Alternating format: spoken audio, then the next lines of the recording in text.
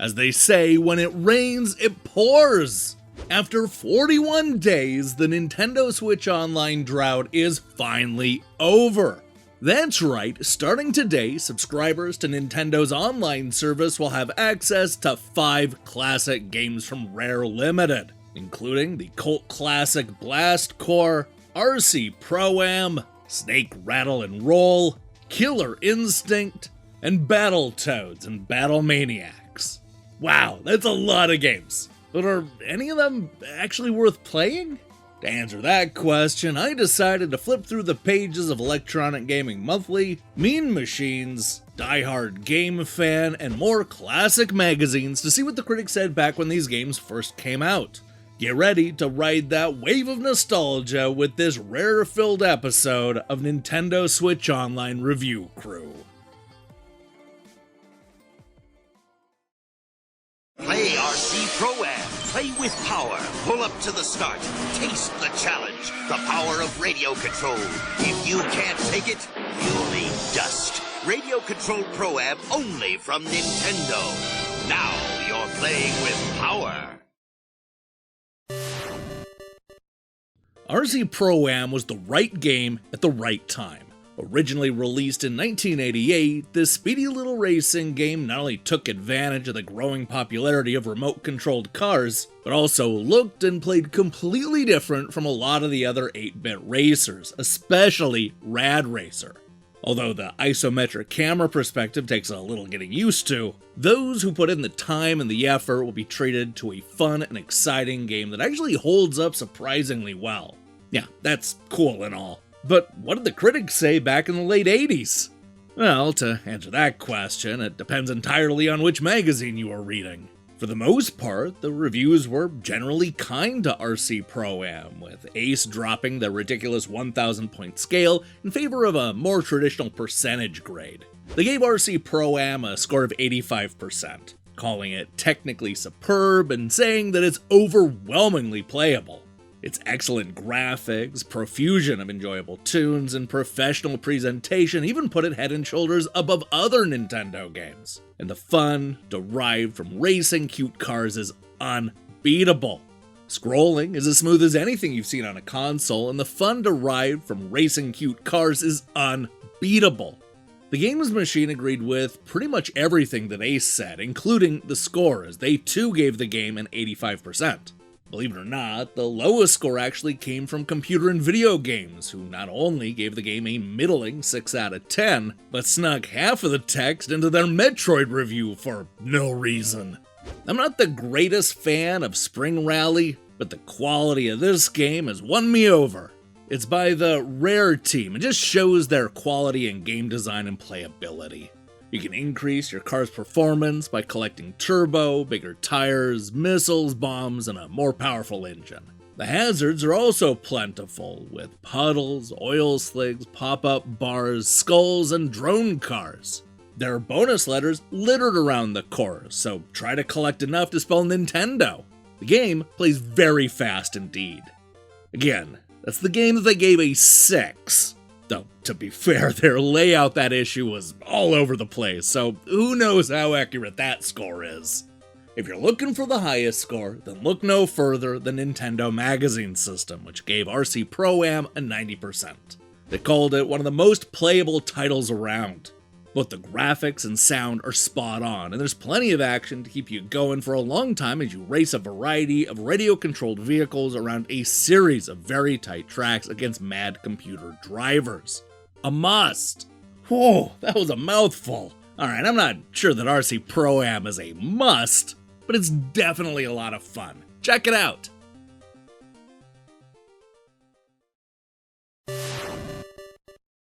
While Snake, Rattle, and Roll may not be as hyped as Killer Instinct or remembered as fondly as Blast Corps, don't let those bigger titles overshadow one of the greatest 8-bit video games of all time. Yes, it's weird and not especially easy to describe, but it's also adventurous, experimental, and just plain fun. It's from a time when developers could tinker around with a fresh gameplay idea without the fear that a single flop would send them straight into bankruptcy. It's a platformer with a weird camera perspective, it has odd objectives, and surreal level designs that just demand to be explored. Yet the whole thing comes together to create a truly unforgettable NES game. As it turns out, the critics actually agree with me. This is possibly the best reviewed title we're going to talk about today. To get a taste of this, let's go ahead and start with Mean Machines, who gave the game a 94%. Julian says that it's one of the most original games seen in years and simply oozes quality. The graphics are stunning, with beautifully drawn scrolling, forced perspective 3D backdrops, and some great sprites. But it's the playability that makes this one of the most compulsive Nintendo games around. The landscapes are fiendishly designed to test your dexterity to the limit, and on later levels you're required to take some amazingly convoluted and precarious routes to the door. Snake, Rattle, and Roll is an incredible game and is a vital addition to your Nintendo software collection. Now, it's worth mentioning that Nintendo Power was not as won over by the charm of Snake, Rattle, and Roll, giving the game the lowest score, a 3.9 out of 5. Computer and Video Games, on the other hand, strongly disagreed, giving the game the highest score of 95%. Richard Ledbetter argued that it's one of Nintendo's finest games. Superlative graphics, swingsome sound, and extremely addictive 1 or 2 player action make this one fine release that Nintendo and Rare should be extremely proud of. With playability that knocks many Mega Drive games into oblivion, Snake, Rattle, and Roll is simply superlative in every respect. Yeah, superlative indeed. Look, this may not be the biggest game coming to the Nintendo Switch Online this week, but it's definitely one of the best. Seriously, don't sleep on Snake, Rattle, and Roll. It's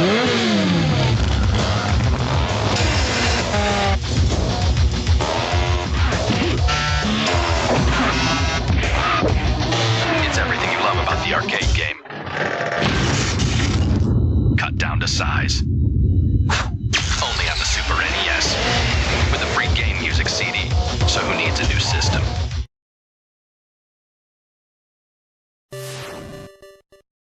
After surprising everybody with one of the best reviewed Nintendo Entertainment System games of all time, the Battletoads return in Battlemaniacs, a game that basically took the good ideas from the original and then gave them a gorgeous new coat of paint. While it's true that the game hits on a lot of familiar beats, you can still see the creativity and weirdness bursting through. But even with the more surreal elements, this Battletoads sequel was coming out at a time when critics and consumers were starting to lose interest in old school beat-em-ups. Would this factor into the scores? Well, let's find out. Electronic Gaming Monthly didn't like it as much as the 8-bit original, but still gave it an Editor's Choice Gold Award. Steve called the game absolutely killer. These guys know how to rock. What other game can you name where the characters look like they're having a blast bashing enemies? This game has been long in coming, but has been well worth the wait. The only gripe, the control configuration needs some work. Otherwise, this may have been a 10. Fake Ninja Sushi X also liked the game, but not quite as much as Steve. The top-notch NES game has finally made it to the Super Nintendo. Your favorite guys in green are here with all the cool moves and action that we've been anticipating. The graphics are superbly done and animated. Control takes a bit of getting used to when your characters slide after you strike, but it's action-packed till the end. Electronic Gaming Monthly gave this sequel an average score of 8.25 out of 10. While EGM may have been satisfied with the sequel, a lot of the critics were not. The game earned a solid 80% from Superplay, making it their 196th best reviewed Super NES game of all time. Hyper went a bit lower with a 79%, which is basically in line with the 7.6 out of 10 that we saw from Computer and Video Games. Even lower, SNES Force gave Battletoads and Battlemaniacs a 68%, which is basically the same as the 3.4 out of 5 that we saw over at Nintendo Power. However, if you're looking for the absolute worst score, then let's once again look at Computer and Video Games, who gave it a 55%. I really don't know what's gone wrong here. Right from the off, you find yourself enduring sporadic action, punctuated with bursts of complete nothing, and it just goes downhill from there. It seems as though the programmers just ran out of ideas and got a bit silly. This is tedious and extremely frustrating in places. On the other side of the coin, there were magazines that really connected with this Battletoads sequel. GamePro, for example, gave the game a 4.5 out of 5. And then there was Die Hard Game Fan, which was basically the game's biggest cheerleader. Skid gave the game a 99% and wanted you to do the math. TradeWest plus Rare plus Time plus Super Nintendo equals one of the best games I have ever played. This one measures a 9.9 on the adrenaline meter, as each time you finish a tough level, you need a shower. This is absolute perfection. A password would have made this a perfect 100%. The Inquirer also gave the game a 99%, gushing that this new 16-bit version of Battletoads is one of the best games ever. The graphics are the best I've ever seen, the music is awesome, and the two-player simul has no slowdown or flick anywhere. And after all of that, you'll still find that this is one of the hardest games ever. Rare is on a roll, once again. In the end, Die Hard Game Fan gave this sequel an average score of 97%. While I don't like this Battletoads sequel as much as the original, or definitely not as much as Die Hard Game Fan, it is still worth a play. It's full of silly ideas, and Game Fan wasn't wrong when they raved about the graphics. This is a good one.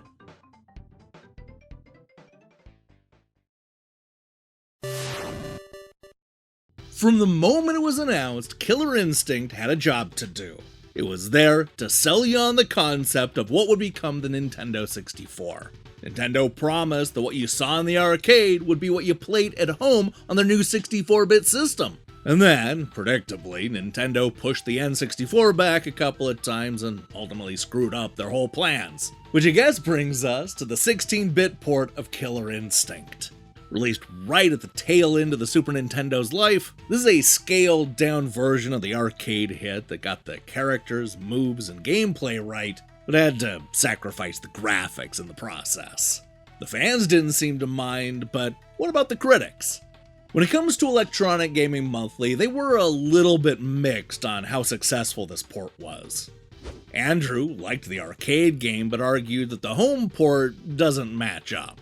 The controls just seem a little too loose for my taste. The coin-op was loaded with eye-popping effects, and while it's a nice attempt on the Super NES, the No Mercies were laughably weak, especially Riptors. If you must play Killer Instinct, go for it. Otherwise, pass on it. Steve liked the game a little bit more, concluding that the long-awaited Killer Instinct has really made a strong showing on the Super NES, and for good reason.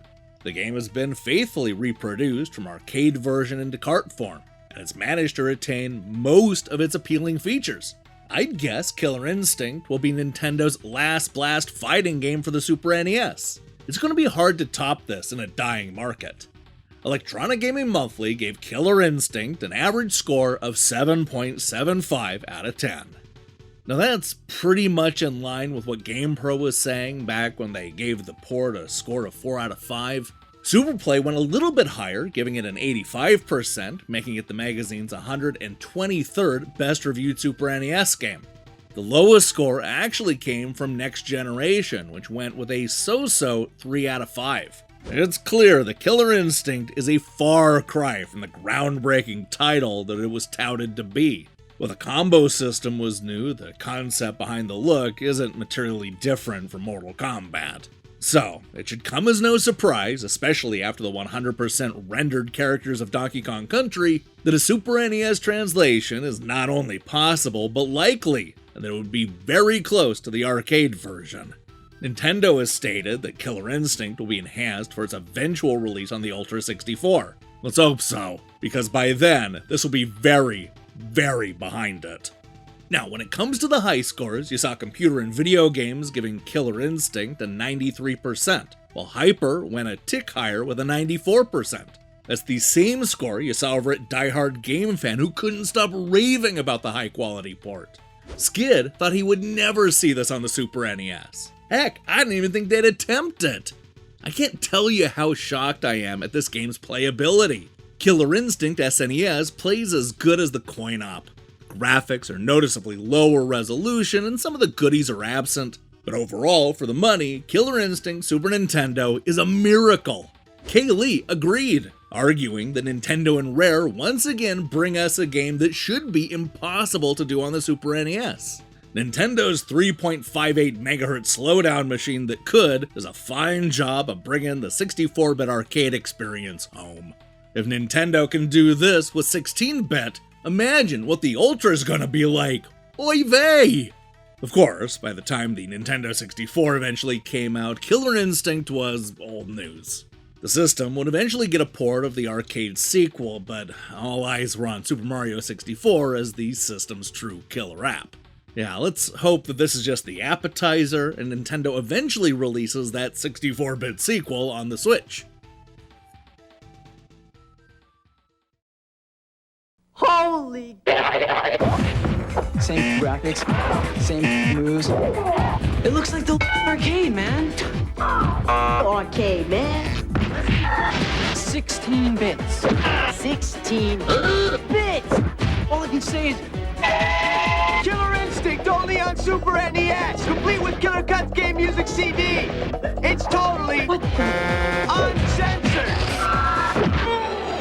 So who needs a new system?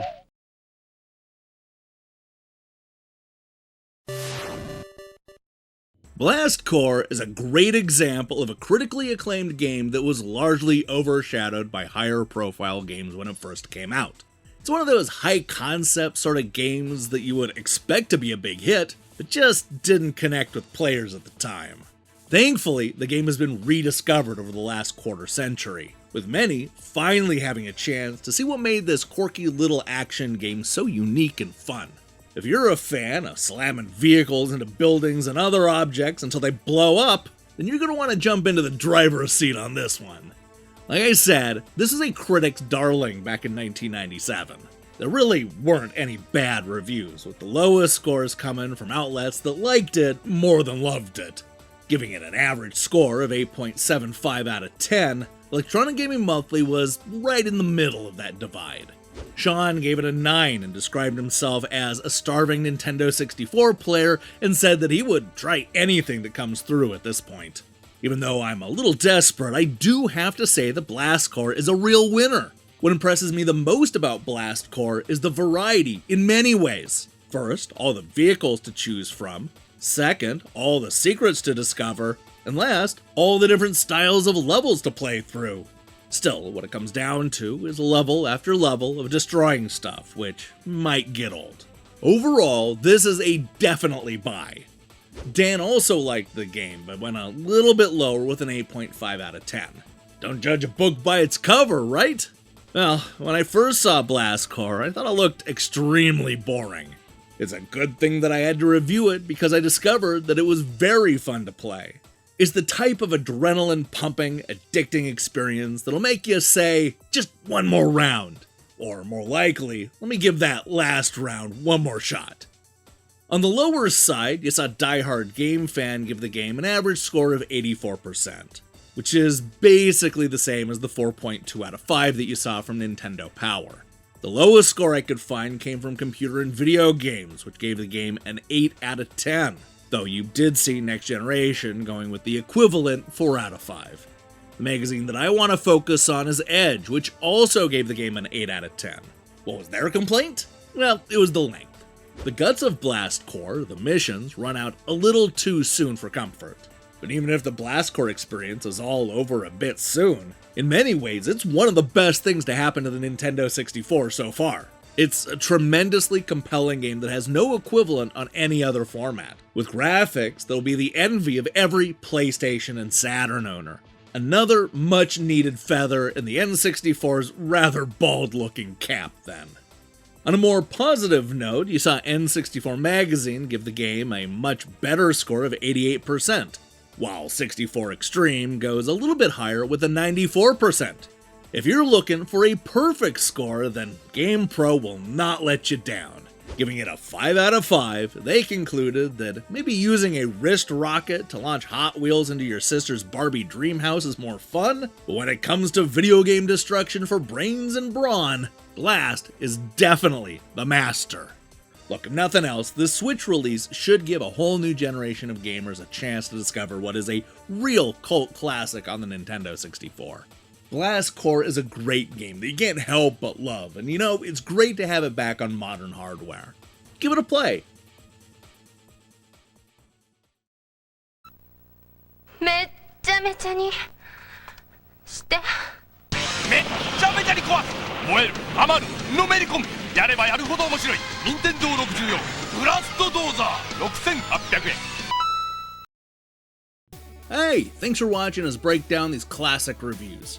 If you liked what you saw here, then you should know that we post new episodes just like this every time Nintendo adds classic games to their online service. We have a whole playlist with dozens of episodes and hundreds of games. We almost have a review crew episode for every single Nintendo Switch Online game, so give it a binge when you have a few minutes, or like a whole weekend. Now, here's the question I have for you. What's your favorite Rare game? Look, they have a massive library of amazing games that spans decades, so I'm honestly really excited to see your picks in the comments below. In other news, we'll be back on Friday with a review of Regency Solitaire 2, followed on Monday with another EGM Ranks episode. If that sounds good to you, then I strongly recommend you click that subscribe button and support what we're doing here. Until then.